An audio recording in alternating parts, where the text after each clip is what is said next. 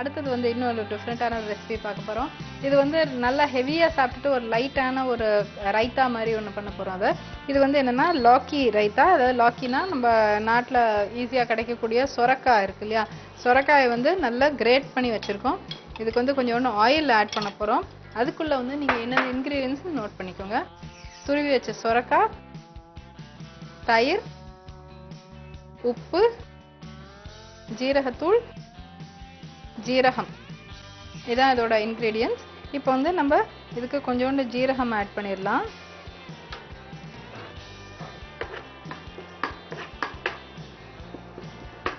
இது வந்து லேசாக நம்ம தாளித்து வதக்கி எடுத்துட்டாக்க இந்த ரைத்தாக்கு ரொம்ப நல்லா இருக்கும்.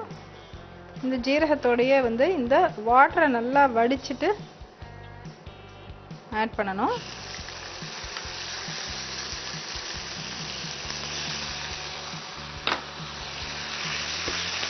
ஏற்கனவே இந்த சொரக்காய் வந்து நான் அப்படியே தண்ணி விட்டுக்கிட்டே இருக்கும்.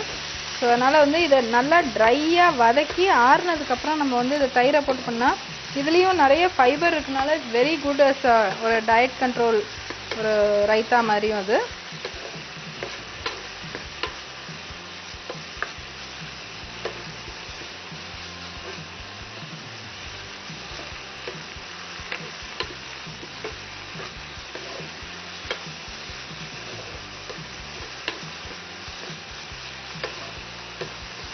இப்போ வந்து இதோட கொஞ்சம் உப்பு ஆட் பண்ணிடலாம்.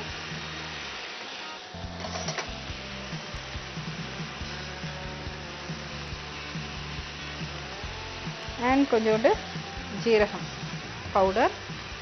ஜீரகம் பவுடர் எல்லாமே இந்த ரைத்தாஸ்க்கு ரொம்ப இம்பார்ட்டன்ட். இதெல்லாம் என்னென்னா நல்ல டைஜஷனுக்கு நல்லா யூஸ்ஃபுல்லாக இருக்குது, ரொம்ப நல்லா இருக்கும் அது. பட் இது வந்து கொஞ்சம் நல்லா ஹையில் வச்சு நல்லா ட்ரையாக ஆனதுனா தான் நல்ல ஒரு ஃப்ளேவரிங் வரும் அது. நான் இல்லாட்டா அதுவும் தண்ணியாக இருந்துச்சுனாக்கா அது அப்படியே தண்ணியாக தான் ஆகும்.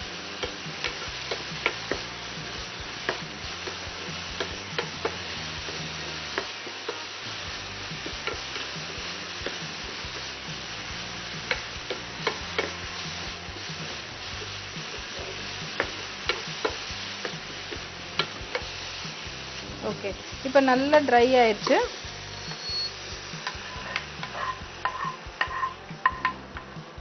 இது பார்த்தீங்கன்னாக்கா இது வந்து கொஞ்சம் கூல் ஆகணும். கூல் ஆனதுக்கப்புறம் நம்ம தயிரை ஆட் பண்ணிடலாம். ரொம்ப ரொம்ப டேஸ்டியான ஒரு ரைத்தாவாக வரும் அது. இப்போ வந்து இந்த தயிரை நம்ம இதில் ஆட் பண்ணிடலாம். இது நல்லா ஆறிடுச்சுது. நல்லா திக் தயிராக இருந்தால் ரொம்ப டேஸ்டியாக இருக்கும். எப்போவுமே வந்து ஒரு ஆனியன் ரைத்தா, வெள்ளரிக்காய் ரைத்தா, இந்த மாதிரி ரைத்தாஸாக சாப்பிட்டுட்டு இருக்கிறதுக்கு வந்து இந்த மாதிரி ஒரு டிஃப்ரெண்ட் ரைத்தா சாப்பிட்லாம். இல்லைன்னா பொதுவாக என்ன பண்ணுவாங்கனாக்கா இந்த சொரக்காய் வந்து கோஃப்டாவை தான் பண்ணுவாங்க நாட்டில். பட் இது வந்து ஒரு ரொம்ப டிஃப்ரெண்ட்டான ரைத்தா. நல்ல லைட்டாகவும் இருக்கும், அட் த சேம் டைம் ரொம்ப டேஸ்டியாகவும் இருக்கும். இது ஈவன் வந்து நீங்கள் ரொம்ப ஹெவியாக எங்கேயாவது சாப்பிட்டீங்க, ஒரு ரொம்ப ஹெவி லஞ்ச் சாப்பிட்டீங்க அப்படின்னாக்க வந்து நீங்கள் டின்னருக்கு இந்த மாதிரி ஜஸ்ட் ஒரு ரைத்தா மட்டும் எடுத்துக்கிட்டிங்கனாலும் நல்லா வயர் நிறைஞ்சு இருக்கும் அண்ட் லைட்டாகவும் இருக்கும். At the same time like உங்களுக்கு வந்து ஹெவியாகவும் இருக்காது, அட் த சேம் டைம் ஏதோ சாப்பிட்ட திருப்தியும் இருக்கும். அதுக்குன்னு நம்ம வந்து மத்தியானம் போய் சாப்பிட்டோம்னா நைட்டு சாப்பிடாமல் இருக்க முடியாது இல்லையா. ஸோ ஏதாவது சாப்பிடணும், அப்போ வந்து இந்த மாதிரி இதை இப்படி சாப்பிட்டோம்னாக்கா நல்லாயிருக்கும். ப்ளஸ் ஏதாவது ஒரு ஃப்ரூட் எடுத்துக்கிட்டோம்னாக்கா நல்லாயிருக்கும் அது. So this is type of raita இது. ஸோ இதை மாதிரியே இன்னும் டிஃப்ரெண்ட் காய்கறிகள் பண்ணணுன்னா ஈவன் நம்ம புடலங்காய் வச்சு கூட பண்ணலாம். புடலங்காய் வந்து நல்லா பொடியாக வெட்டி, ஆனால் கொஞ்சம் ஆயில் வேணும் அதுக்கு, அப்போ தான் நல்லா சாஃப்டாக ஆகும் அது.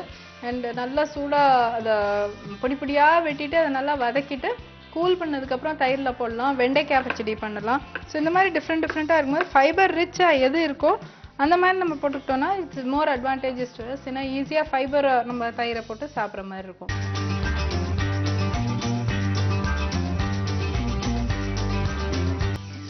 லாக்கி ரைத்தா.